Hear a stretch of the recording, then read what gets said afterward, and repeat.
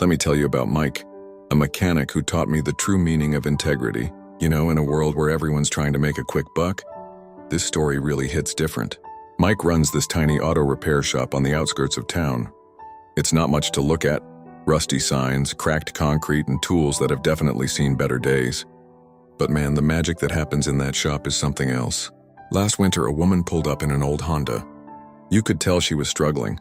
Single mom, 2 kids in the back seat, and that worried look I've seen too many times. Her car was making this horrible noise and she was almost in tears, explaining she couldn't afford major repairs. Mike did something that day that I'll never forget. He spent hours diagnosing the problem, and when he found it, turns out it was a pretty serious issue with the transmission, the kind of repair that usually costs thousands. But here's where it gets interesting. Mike noticed some old family photos in her car. One showed her kids in baseball uniforms. Turned out her boys played in the same little league where Mike's son used to play before he passed away a few years back. Without hesitation, Mike worked through the weekend, using parts he had saved from other jobs.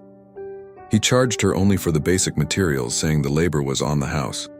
When she tried to insist on paying more, he just smiled and said, "Your boys remind me of someone special." What really got me was what I saw later that week. Mike was eating ramen noodles for lunch in his office.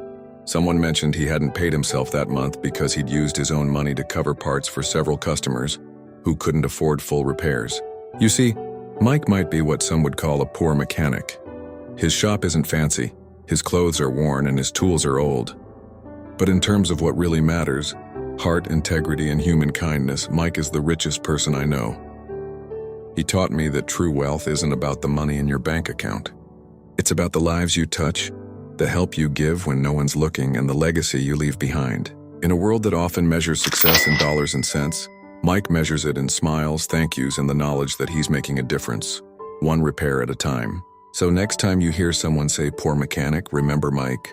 Because sometimes, the poorest people in terms of money are the richest in spirit, and that's worth more than all the gold in the world.